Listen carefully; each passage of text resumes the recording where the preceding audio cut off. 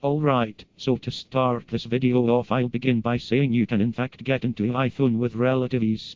If you do not think that this is the case, then you clearly lack the technical skills to be watching my videos. We'll start from easiest to hardest. I determined the difficulty by how easy it was to acquire the materials, and then the software. 1. You should already know how to do this. Wipe the phone, plug it into a Mac, go to iTunes, then restore data, or restore data over the phone. Next, sign in with their Apple ID. Don't know their Apple ID? Of course you don't. Then before you wipe the phone, try emailing them and hope they have their email they used in their Apple ID as their mail. Don't know their email? Then find it out. Go Apple Support's website and type in what you do know until you get it. Then go to Google, type in their email and use a bruteforce software of your choice. I recommend going to GitHub, or if you don't trust Microsoft, as they recently acquired GitHub, try SourceForge. Now that you're in their email, go back to Apple Support and say forgot password, then use the verification code they sent to the email, or if you're unlucky there is a small chance they will send it to the phone number of the phone that you're working on.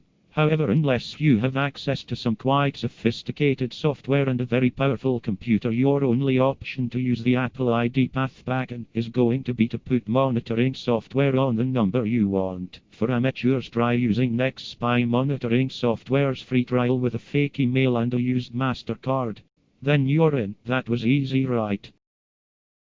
Make a copy of their fingerprint. His one's pretty obvious, but you need to get it right the first time. There are a bunch of ways to accomplish this. However, there are multiple levels of difficulty and accuracy. First thing you should do is determine which finger they use. Then grind up some pencil lead, or obtain a fingerprinting kit. Any fine powder that you can see will work. Dry cornstarch, for example. Then sprinkle the powder on the print.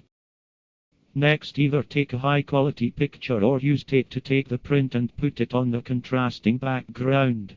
And take a picture. Now if you have a good print, you need to do this right the first time. Now you can do a bunch of things. Either use a really good printer, a resin printer, or nice 3D printer to either make the print itself or a mold for some resin to make a print.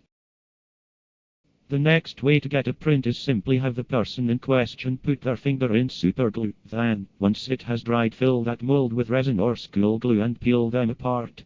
These are the most accurate, but there are many more ways to make a fake print. Jailbreaking. So if you have ever had the iPhone, you know the App Store is full of steaming hot garbage. Apple wishes to maintain control of their devices by rigorously, not really, going through all the apps on the App Store looking for viruses. So the way around that is by taking complete control over your device by installing a new OS. This is not illegal, so it is very early on our list.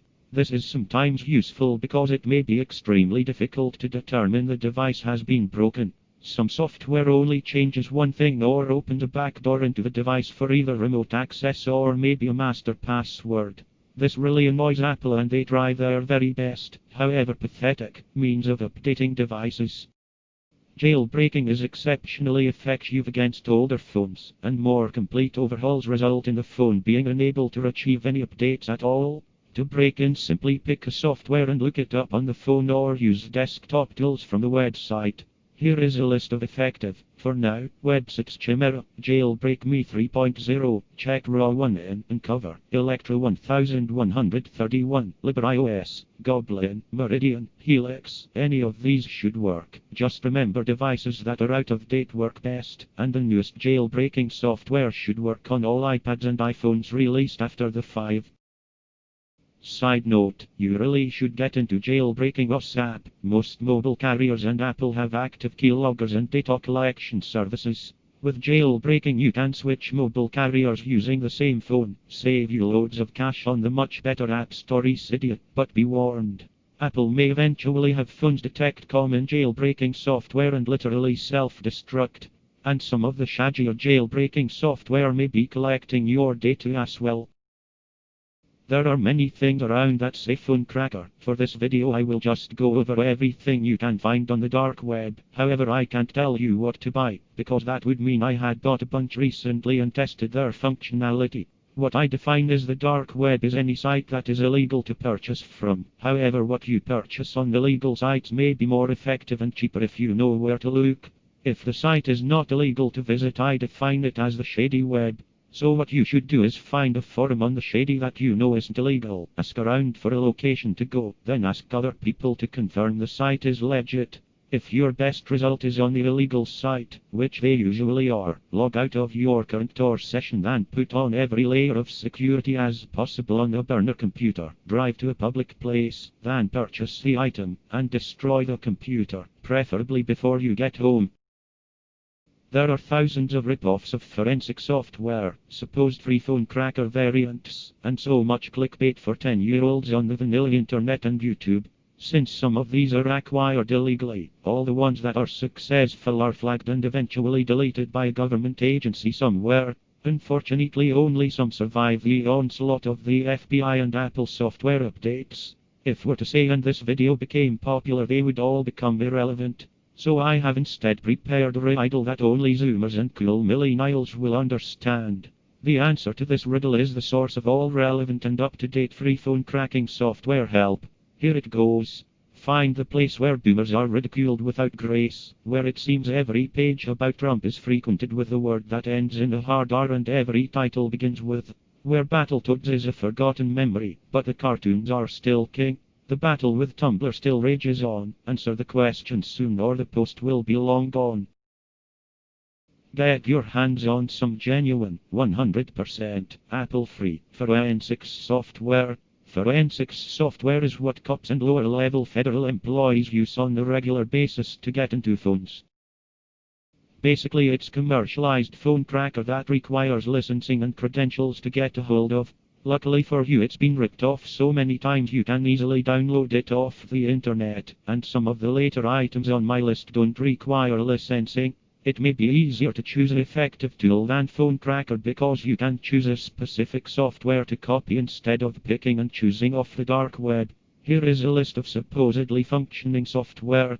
Elcomsoft Forensic Toolkit. This is the best and the one you want to rip off. Blackbags Mobilize and Blacklight, Celebrite, Mobile Edit, Encase, TenorShare.net, Sustain, Axiom, Oxygen, and SQLite. The list goes from most comprehensive to simple and specialized decryption tools. This stuff is my personal favorite. Simply stated, it is a remote hacking software supported by lucrative government clients around the world. The firm NSO Group, a software company founded by ex-Israeli intelligence, was sold to a firm in America, Francisco Partners. Then 60% share was sold back to the original owners. The software has been sold to mostly second world countries such as Italy, Mexico, Panama, Saudi Arabia and the UAE. The Israeli government allows the software to be sold to governments only. The software is usually undetectable and offers complete and total access to any phone, Apple or Android, around the world. All creators of software usually leave a flaw in the design of their program that allows them administration access. Apple obviously does. Even if Apple actually made it impossible to get into phones, the Apple servers would still be the issue. Although Apple products are breached all the time by forensic software and mid-level government agencies, so there is a difficult, but not impossible encryption to get through. Examples of this is all the Freedom of Information Act cases against the FBI since they mercilessly stopped asking Apple to unlock phones. So if you're too lazy to pay for the forensic software, you can just hit the Apple servers and retrieve the data as administrator. The Russians, Chinese, and then mighty USA all have some form of remote phone access software. You could also just talk to the senior government officials. I assume the easiest way to search all of the servers as fast as possible would be to find some remote access software that Apple might give to high-level officials, then break in that way. However, I doubt that even Tim Cook himself would have a backdoor to the backdoor into every Apple phone on the computer in his house, but he might. Plan number 2: either pay off someone or walk into Apple and plug a USB stick into the right place. I recommend finding out where in One Apple Parkway they have their account management. That concludes the video. I hope you didn't think I was going to spill the beans on all the free software I used to break into phones. That would be stupid. If you actually find a video that gives you the names of functioning free phone cracking software, good job. Now don't tell anybody or the feds will take it down. I might add more videos about specific methods to break into a phone, such as a more detailed fingerprint video or an investigation into how the forensic software works. Now I command you to subscribe and like this video, or the Duolingo bird will track your IP address and make your kidneys vanish faster than you can say Spanish.